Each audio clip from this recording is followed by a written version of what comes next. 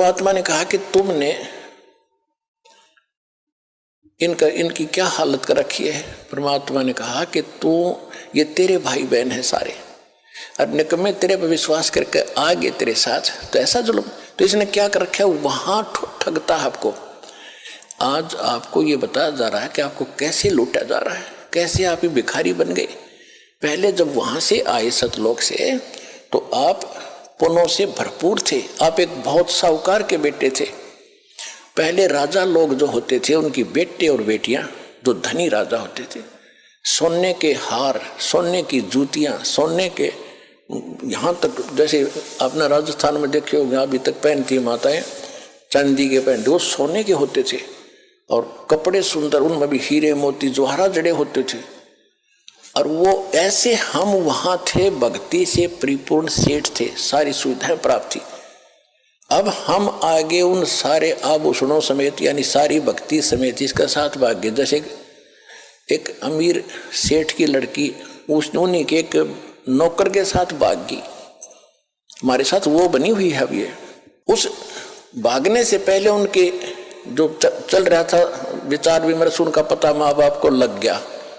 बेटी को समझाया, बेटा यो बालक और ये तो एक नौकर है, और तू कहाँ की किसकी बेटी है, कुछ आँख खोली, अच्छी बात नहीं, तुझे बहुत दुख हो जाएगा। माँ ने भी समझाया, बेटी बड़ा कैर टूट जाएगा, हम तो शादी कर नहीं सकते, तो इसके साथ जाएगी तो बहुत दुख पाएगी। समझा दिया, हाँ माँ को नहीं जाऊंगी, नहीं जाऊंगी, ऊपर से तैसे करगी और पीछे से सारा आभूषण लेकर भागी। अब वो तो शराबी को अभी बकवादी आदमी जाकर अपना रहने लगे कि चाहे वो जो सारा वो लेगी थी धन, पहले तो वो खर्च करवाया, शराब पीवे, उन्हें पीटे छेते, वह जान जो गिरी ना वापस। फिर वो मजदूरी कर रही थी, 2 बच्चे उसके साथ थे, सड़क के ऊपर। ये दास उसमें वहां जेई था, नौकरी कर रहा था। हमारा दूसरा विभाग था, सड़क पर और काम हो रहा था, वहां हम बैठे थे एक वृक्ष के नीचे। वो माई रो रही थी। मैंने पूछा, बहन क्यों रो रही है, क्या बात होगी? उसने फिर अपना सारा दुख बताया कि मैं एक बहुत बड़े सेठ की, साहूकार की बेटी थी, और जो मेरा पति है ये वहां नौकर था, और मेरे माँ ने बहुत समझाया मुझे, मेरा अकल नहीं आई, मैं इसके बाद तम आकर इसके सारा धन लेकर भाग गई। बहुत सा धन, पहले तो धन खर्च करवाया मेरे से, मारा पीटा, 2 बालक हो गए। अब भी शराब पीता है मुझे, मैं नौकरी या मजदूरी करती हूँ, जाते इनको छीन लेगा। टाइम पर टूक भी नहीं है, रो रही अपने कर्मों को। अब जब तो हमने थोड़ी सी सिंपैथी हुई, भाई हम क्या कर सके, हम भी रोजी रोटी वाले आदमी, हम तो आपको क्या दें बेटा, हम भी कुछ ज्यादा ध्यान नहीं दिया। दुख जरूर होता है ऐसी सुनकर कथाएं। तो अब मालिक का ज्ञान होने के बाद अब पता चला हमारे साथ ऐसा बना।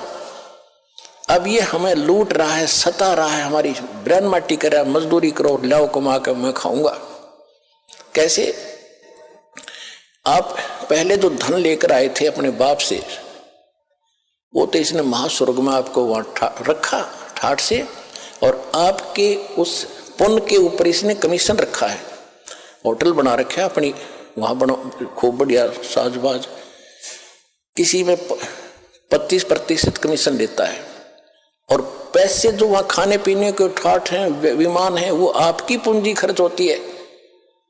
जब वो पूंजी समाप्त हो जाती, आपको पृथ्वी पर पटकता है कि फिर पुण्य कमाओ, फिर पुण्य कमाओ, फिर कहां स्वर्ग में आओ, वहां खत्म करो, फिर पाप भी साथ बनते हैं, यहां पर नरक में भी जाओ, जैसा करोगे वैसा ही फल मिलेगा, यहां कोई परिवर्तन नहीं है।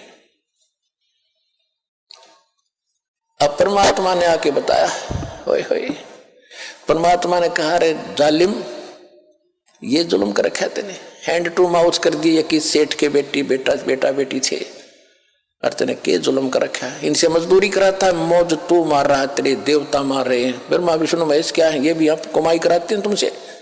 इनके लोक में गए, स्वर्ग में तुम्हारी पूंजी पुण्य की खत्म हुई, इनका कमीशन फिक्स्ड है, पैसे तुम्हारे होंगे। सब होटल खोले बैठे यहाँ पर, किस कंगाल देश में, लोक में, 21 ब्रह्मांड के अंदर। फिर वहां से खत्म होते फिर जाओ नीचे, जबरदस्ती फेंक देंगे, एक दिन भी ना रखे। विष्णु अपने घर में, अपने श्लोक में, तो कितना प्यारा लगता हो तुम्हें, कौन खत्म हुआ, पल भाग यहाँ से, कौन रोक का बीमारी ने।